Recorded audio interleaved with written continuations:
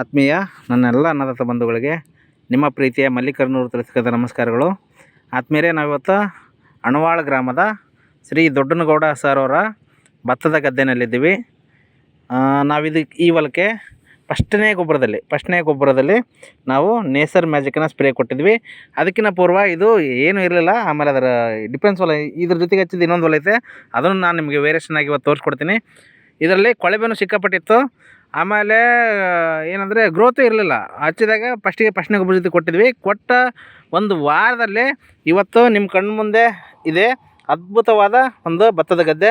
ಬಡ್ಡೆನೂ ಹೊಡೆದಿರ್ತಕ್ಕಂಥದ್ದು ಎಲ್ಲ ಆಗಿದೆ. ಮತ್ತು ನಾವು ಇವತ್ತು ಎರಡನೇ ಗೊಬ್ಬರ ಕೂಡ ಕೊಡಿಸಿದ್ದೀನಿ. ಅಷ್ಟರ ಒಳಗಡೆ ಈ ನಮ್ಮ ನೇಸರ್ ಮ್ಯಾಜಿಕನ್ನು ಸ್ಪ್ರೇ ಕೂಡ ಒಂದು ಸಲ ಮಾಡಿಸಿದ್ದೀನಿ. ಫಸ್ಟ್ನೇ ಗೊಬ್ಬರ ಜೊತೆಗೆ ಒಂದು ಸಲ ನಾವೇನು ಮಾಡಿದ್ವಿ, ಇವು ನಮ್ಮದು ನೇಸರ್ ಮ್ಯಾಜಿಕನ್ನು ಗೊಬ್ಬರ ಜೊತೆ ಕೊಟ್ಟಿದ್ವಿ. ನಂತರ ಅಲ್ಲಿಂದ ಒಂದು 4-5 ದಿನ ಬಿಟ್ಟು ಸ್ಪ್ರೇ ಕೊಟ್ಟಿದ್ವಿ. ಇವತ್ತು ಸ್ಪ್ರೇ ಕೊಟ್ಟಿದ್ದರಿಂದ ಅದು ನೇಸರ್ ಮ್ಯಾಜಿಕನ್ನು ಸ್ಪ್ರೇ ಕೊಡಿಸಿದ್ನಿ, ಅದ್ಭುತವಾಗೈತೆ. ಆಮೇಲೆ ಪ್ರತಿ ಸಲ ಹೇಳ್ತಾ ಇದ್ದೀನಿ ನಾನು ಕೊಳೆಬೇನ ಕಂಟ್ರೋಲ್ ಮಾಡ್ತದೆ ಅಂತದ್ದು. ಅದು ಯಾವ ಮೆಥಡ್ ಮೇಲೆ ಮಾಡ್ತದಂದ್ರೆ ನಿಮಗಿಲ್ಲಿ ತೋರಿಸ್ತಾ ಇದ್ದೀನಿ.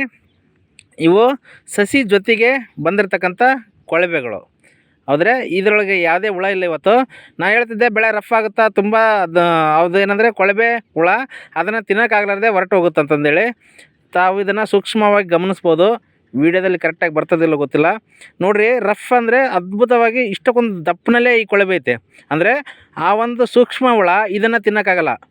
ಈ ಒಂದು ಕೊಳವೆನ ಅದು ಕಚ್ಚೋಕ್ಕಾಗಲ್ಲ, ತಿನ್ನೋಕ್ಕೂ ಆಗಲ್ಲ. ಹಾಗಾಗಿ ಅದು ಊಟ ಬಿಟ್ಕೊಂಡು ಅದರೊಳಗಡೆ ಸತ್ತೋಗುತ್ತಾ, ಅಥವಾ ಅದು ನಿಧಾನವಾಗಿ ಡೆವಲಪ್ ಆಗಿ ಹೊರಗಡೆ ಹಾರ್ಕೊಂಡು ಹೋಗುತ್ತೆ. ಆಮೇಲೆ ಯಾವುದೇ ಕಾರಣಕ್ಕೆ ಮರಿ ಹುಳುಗಳು ತತ್ತಿಗಳು ಬದುಕೋದೇ ಇಲ್ಲ. ಯಾಕೆಂದರೆ ಅದಕ್ಕೆ ಆಹಾರನೇ ಸಿಕ್ಕಿಲ್ಲ ಅಂದಮೇಲೆ ಅದು ಹೆಂಗೆ ಬದುಕ್ತದೆ. ಆ ಥರ ಇವತ್ತು ಈ ಹೊಲದಲ್ಲಿ ಸಂಪೂರ್ಣವಾಗಿ ಕೊಳವೆ ನಿಯಂತ್ರಣಕ್ಕೆ ಬಂದಿರತಕ್ಕಂಥದ್ದು.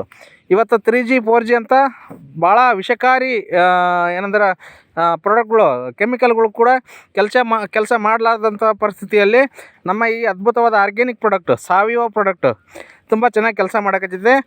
ನಿಮಗೆ ಈ ಹೊಲದ ಒಂದೇ ದಿನ ಹಚ್ಚಿರ್ತಕ್ಕಂಥ ಹೊಲಗಳ ಮಧ್ಯೆ ಇರ್ತಕ್ಕಂಥ ವೇರಿಯೇಷನನ್ನು ತೋರಿಸ್ಕೊಡ್ತೀನಿ. ನಾನು ಅವತ್ತು ಹಚ್ಬೇಕಾದ್ರೆ ಇದ್ದೆ ಈ ಹೊಲದಲ್ಲಿ.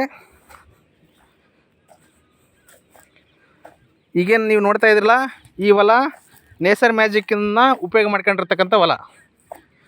ಆಮೇಲೆ ಈ ಕಡೆ ಏನೈತಲ್ಲ ಒಂದೇ ಬದವು ಸರ್, ಇದು ನೇಸರ್ ಮ್ಯಾಜಿಕನ್ನು ಉಪಯೋಗ ಮಾಡಲಿ. ಇವರು ಕೆಮಿಕಲ್ ಮೆಥಡಲ್ಲೇ ಮಾಡಿದರು. ಇದರ ಬಡ್ಡೆಗಳ ಪ್ರಮಾಣನೂ ನೀವು ಅಬ್ಸರ್ವ್ ಮಾಡ್ಬೋದು. ಸಣ್ಣ ಸಣ್ಣ ಬಡ್ಡೆಗಳು, ಚಿಕ್ಕದಾಗಿ ಬಡ್ಡೆಗಳಿರ್ತಕ್ಕಂಥದ್ದನ್ನು ನೀವು ಅಬ್ಸರ್ವ್ ಮಾಡ್ಬೋದು. ಈ ಹೊಲದ ಗ್ರೀನ್ನೆಸ್ಸಿಗೂ ಮತ್ತು ಬಡ್ಡೆಗಳಿಗೂ ಗ್ರೋತಿಗೂ ಲಾಟ್ ಆಫ್ ಡಿಫ್ರೆನ್ಸ್ ಇದೆ.